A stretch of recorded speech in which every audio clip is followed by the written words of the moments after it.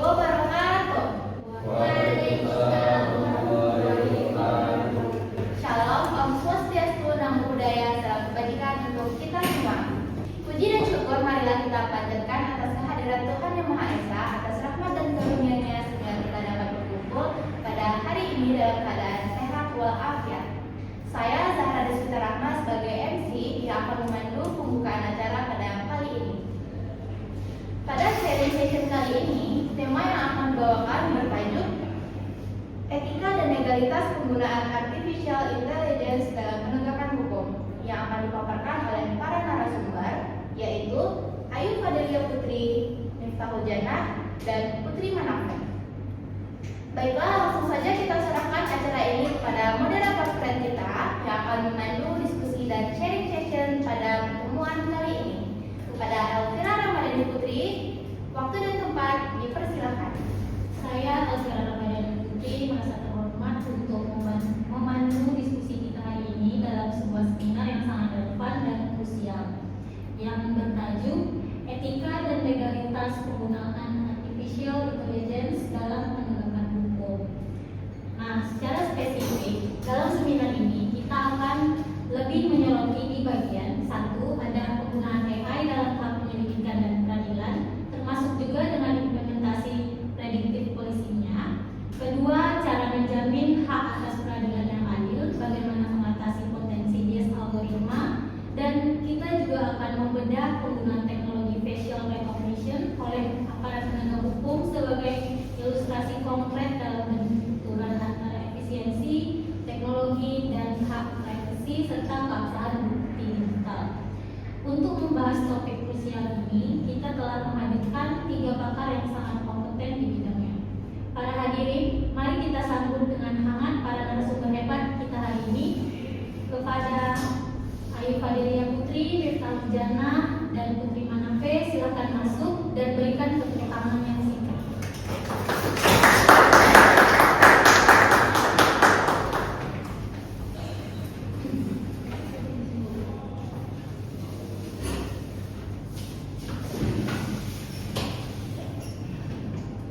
Kita akan memulai dengan paparan dari masing-masing narasumber selama kurang lebih 5 menit ya. Setelah semua narasumber menyampaikan pandangannya, kita akan membuka sesi tanya jawab dan diskusi interaktif.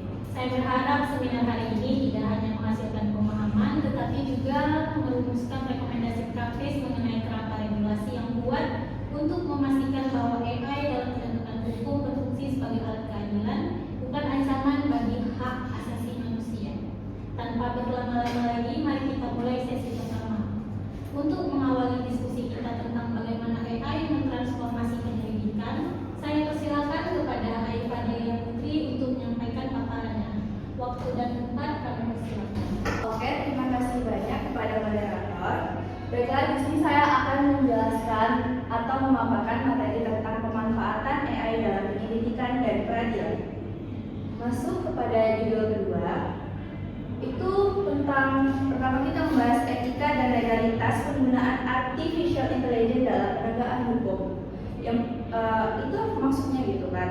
Itu adalah etika dan legalitas penggunaan artificial intelligence atau AI dalam penegakan hukum adalah bidang yang mengkaji bagaimana teknologi AI dapat dipakai secara bermoral dan sesuai hukum dalam proses hukum, seperti penyelidikan dan pengambilan keputusan. Secara etika, penting bahwa AI dipergunakan dalam prinsip keadilan, transparan, dan akuntabilitas. AI harus bebas dari bias yang dapat memperburuk ketidakadilan sosial. Hasil keputusan dapat dijelaskan, dan manusia tetap memiliki peran aktif dalam pengambilan keputusan atau human in the loop.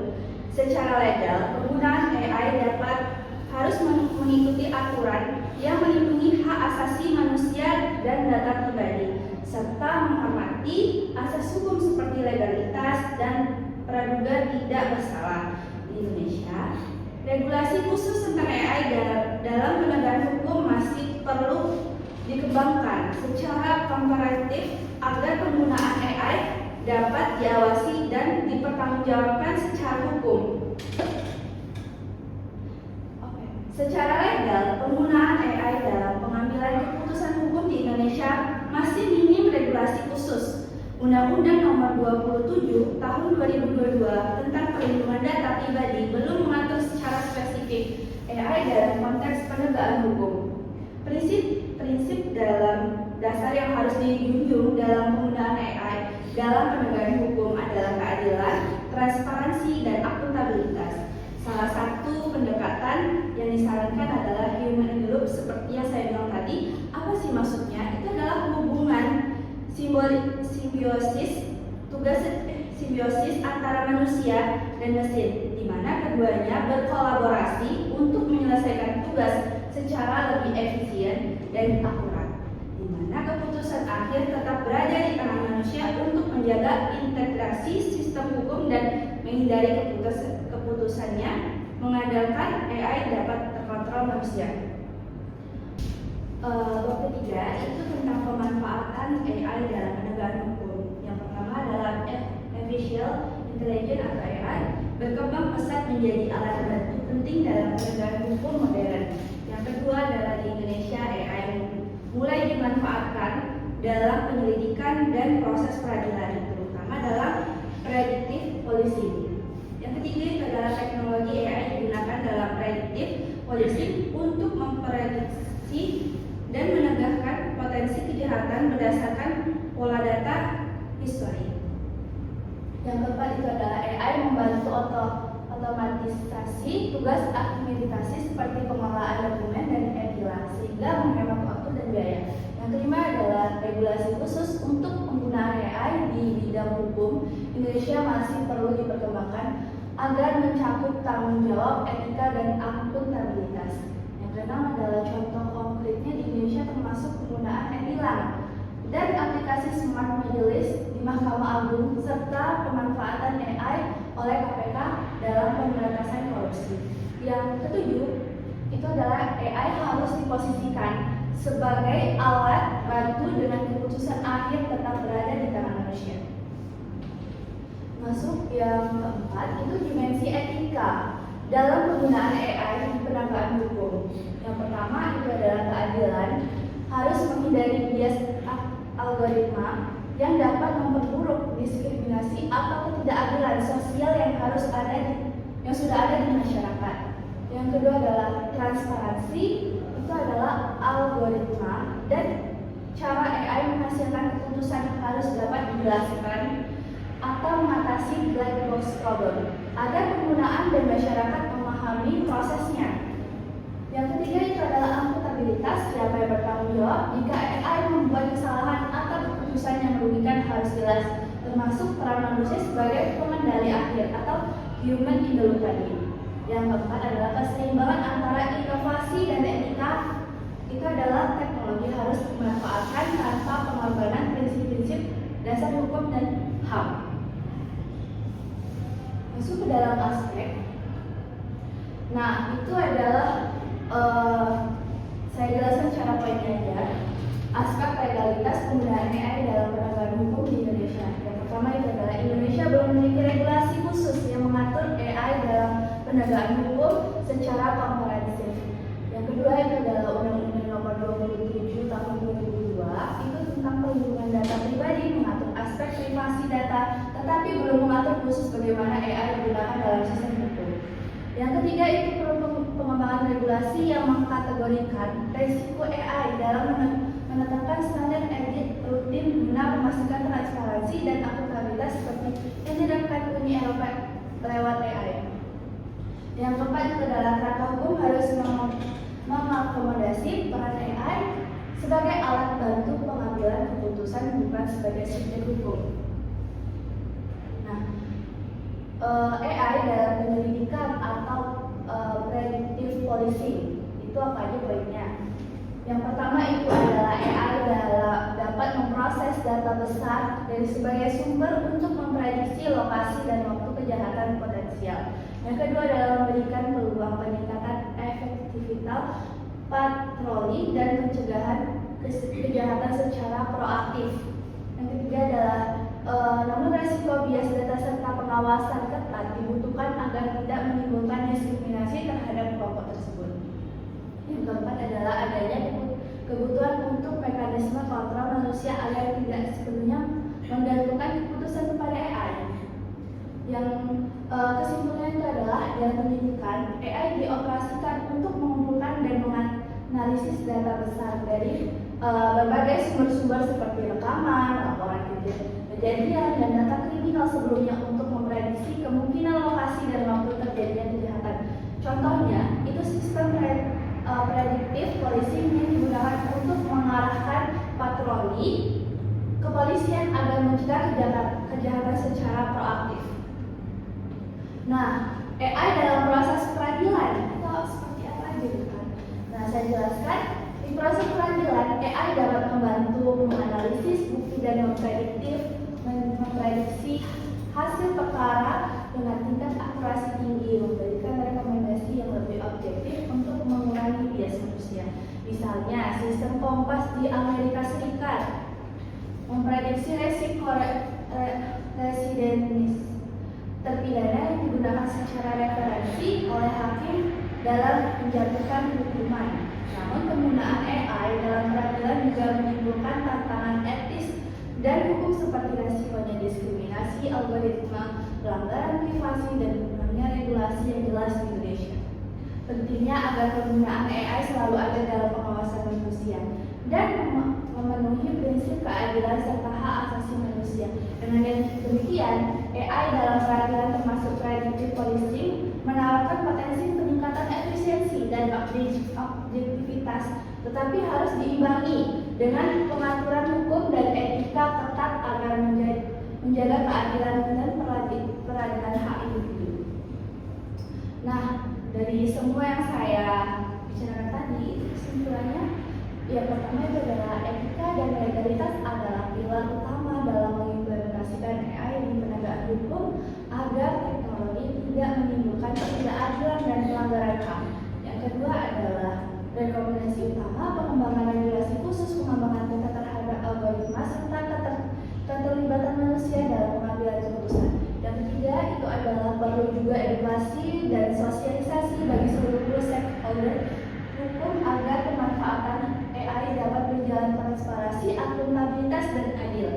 Yang terakhir itu adalah Indonesia dapat belajar dari regulasi internasional dan mempercepat pembentukan tata kelola AI yang sesuai dengan standar nasional. Baik, sekian hanya sekian yang bisa saya sampaikan. Semoga bermanfaat. Terima kasih. Baik, terima kasih kepada Ayu Fadliah Putri atas pemaparannya, sangat keren sekali.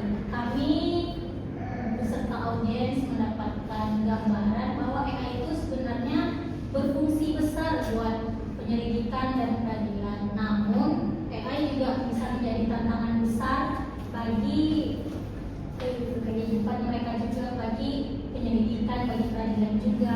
Jadi dari yang Ayu sampaikan tadi, kita bisa juga mengetahui aspek teknisnya bagaimana serta peluang untuk AI-nya. Terima kasih Ayu Fadliah Putri. Berikan tepuk tangan kepada Ayu Fadliah Putri.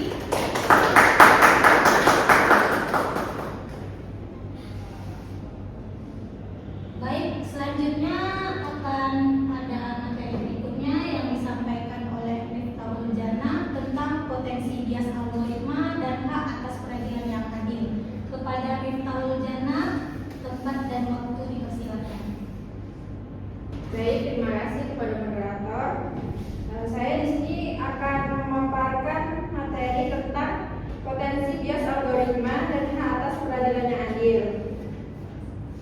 AI merupakan inovasi dan tantangan dalam sistem hukum.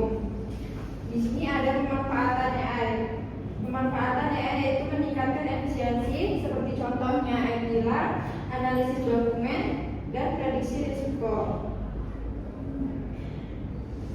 Tujuan dari AI di sini yaitu transparansi, akurasi, dan percepatan proses hukum. Kemudian selanjutnya potensi bias algoritma. Potensi bias algoritma merupakan hasil sistem AI yang secara sistematis diskriminatif terhadap kelompok tertentu. Nah, jadi di sini sumber bias atau data historis yaitu ada AI belajar dari masa lalu yang sudah mengandung diskriminasi sosial seperti ras, ekonomi, dan Regulasi memperkuat ketidakadilan yang ada, misalnya memprediksi risiko residivisme yang lebih tinggi pada kelompok minoritas. Kemudian ada isu hukum hak asas peradilan yang adil. Tantangan terhadap hak atas proses hukum yang adil terdapat dua proses, yaitu yang poin pertama ada the black box problem, yaitu kurangnya transparansi.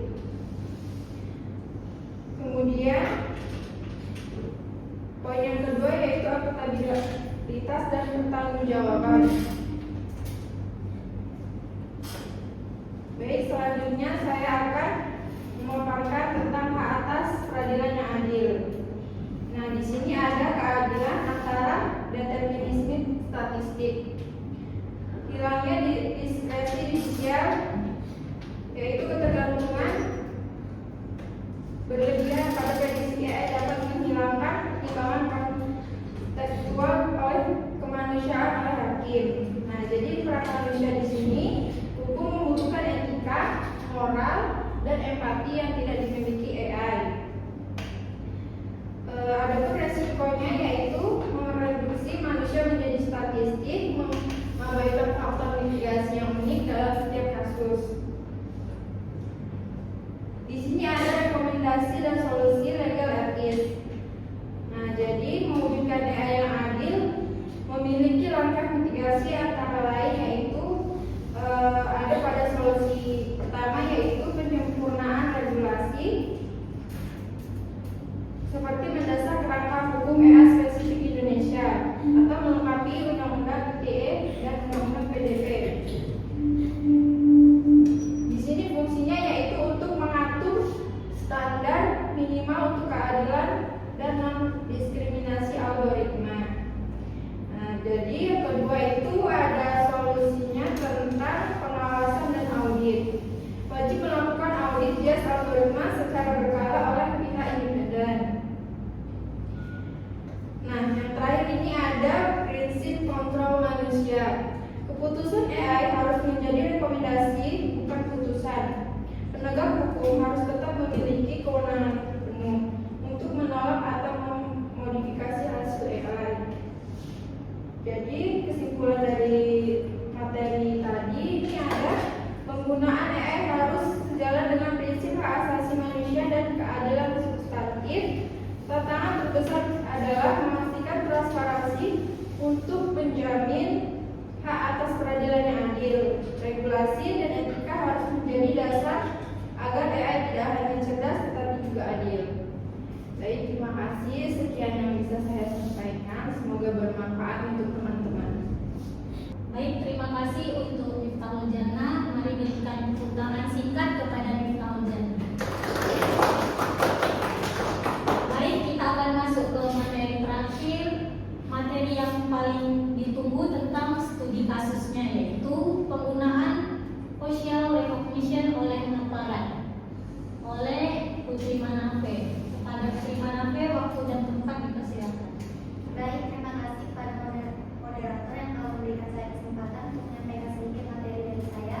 Baiklah, di sini saya akan menjelaskan sedikit materi saya yang berjudul penggunaan facial recognition oleh aparat. Facial recognition adalah teknologi biometrik yang digunakan untuk mengidentifikasi atau memverifikasi identitas seseorang berdasarkan ciri khas wajahnya. Teknologi ini bekerja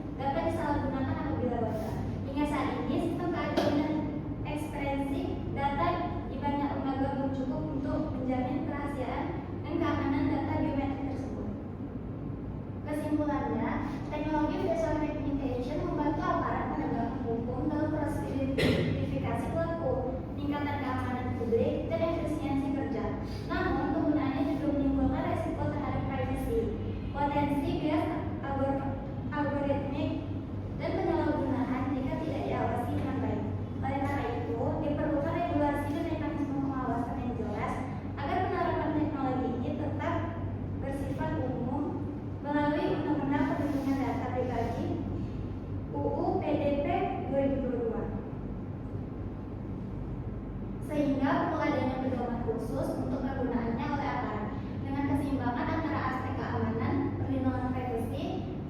Teknologi ini dapat memberikan manfaat tanpa merugikan masyarakat. Mungkin itu saja yang bisa saya sampaikan, semoga bermanfaat. Terima kasih kepada Putri Manampe atas materi yang telah disampaikan. Ternyata facial recognition itu sangat berguna sekali ya dalam peradilan dan penyidikan. Dia bisa sebagai efisiensi kerja dan meningkatkan keamanan publik. Namun dampaknya juga besar karena masyarakat merasa diawasi, karena masyarakat juga kurang mau untuk diawasi kan. Terus implementasinya juga ternyata masih kurang dikarenakan efek pencahayaan saja, bahkan mungkin ada silau sedikit saja bisa gagal untuk mengidentifikasi. Teman-teman sekalian, kita telah menyimak paparan yang luar biasa dari ketiga pilar kita yang sangat kompeten ini dalam bidangnya. Beri tepuk tangan terlebih dahulu. Ini saatnya kita masuk ke dalam sesi diskusi atau bisa disebut sesi tanya jawab. Kami persilakan kepada teman-teman peserta seminar yang ingin mengajukan pertanyaan. Adakah yang ingin bertanya? Baik, kepada yang di ujung kiri dipersilakan. Baik, nama saya Ari dari Fakultas Hukum Angkatan 19. Jadi pertanyaan untuk saudara Niko Dana mengenai potensi bias algoritma. Bagaimana potensi bias algoritma itu dapat mempengaruhi proses peradilan dan juga bisa mempengaruhi hak atas peradilan yang adil itu? Ya, terima kasih. Silakan kepada Pak Dana menjawab.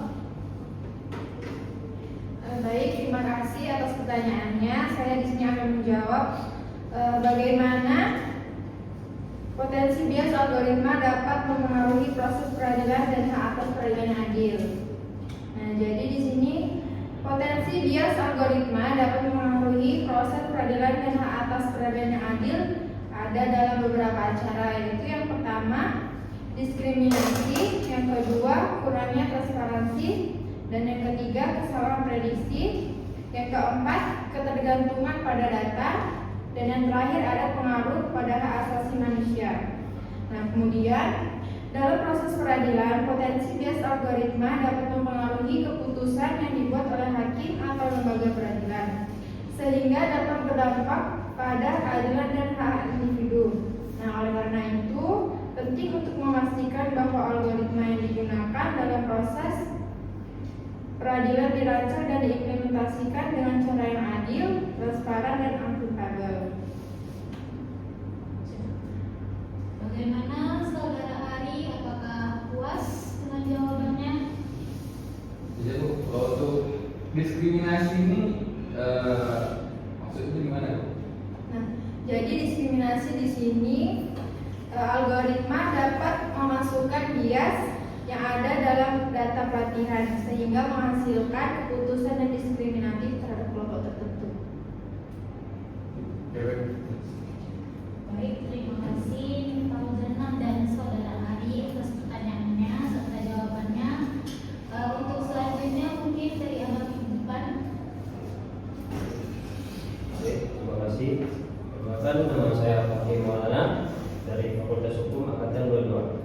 Baik, saya akan ingin bertanya kepada saudara Ayu, di mana kita bisa memastikan kalau pemakaian AI dalam penyelidikan dan peradilan tetap sesuai etika dan hukum tanpa mengorbankan hak-hak individu. Baik, silakan Ayu menjawab. Terima kasih pertanyaannya, sangat bagus. Saya akan menjawab. Agar penggunaan AI dalam penegakan hukum tetap etis dan legal, perlu adanya aturan yang jelas serta transparansi dalam cara kerja AI. Selain itu, penting untuk selalu menjaga keseimbangan antara kemanfaatan teknologi dengan perlindungan hak asasi seperti privasi dan keadilan. Pengawasan manusia juga wajib supaya keputusan yang diambil tidak hanya mengandalkan data mesin, tetapi tetap mempertimbangkan konteks kemanusiaan dan nilai hukum yang berlaku. Dengan cara ini, AI bisa jadi alat bantu yang memperkuat proses hukum tanpa merugikan siapapun. Bagaimana saudara Fakih? Apakah cukup? Oke, terima kasih kepada Ibu Putri Putri dan saudara Fakih atas jawaban dan pertanyaannya. Mungkin selanjutnya untuk abang yang di sudut kanan, silakan. Perkenalkan, nama saya Rahman Sidik. Saya akan memberi pertanyaan kepada narasumber Putri Manape. Pertanyaannya itu, apa tujuan utama aparat menggunakan teknologi resolution ini? Terima kasih.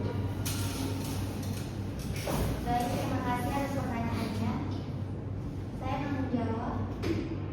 Apa tujuan utama aparat menggunakan teknologi representation? Tujuan utama aparat menggunakan teknologi representation adalah mempermudah proses identifikasi seseorang secara cepat dan akurat, terutama dalam konteks penegakan hukum dan keamanan publik. Misalnya, menarik pelaku kejahatan dari rekaman CCTV, mencari orang hilang atau buronan, mengontrol akses ke area tertentu seperti bandara atau gedung pemerintahan. Dengan teknologi ini, aparat dapat meningkatkan efisiensi kerja, mempercepat investigasi, dan menjaga keamanan masyarakat.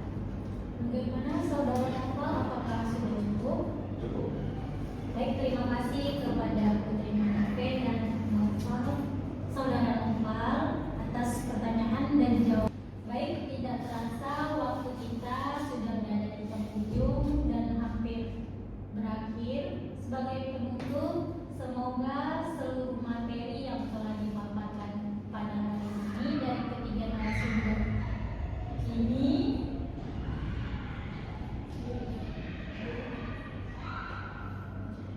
dapat bermanfaat dan bisa diterapkan dalam kehidupan sehari-hari. Kami mengucapkan terima kasih yang sebesar-besarnya kepada Ibu Putri, Miftah Jana, dan Putri Manape atas wawasan yang sudah dibagikan. Saya, Elvira Ranggadani Putri, selaku moderator, memohon maaf apabila ada kesalahan selama memandu acara. Saya kembalikan acara kepada MC. Terima kasih. Baik, terima kasih saya ucapkan kepada Elvira Ranggadani Putri selaku moderator yang telah memimpin berjalannya diskusi dan sharing session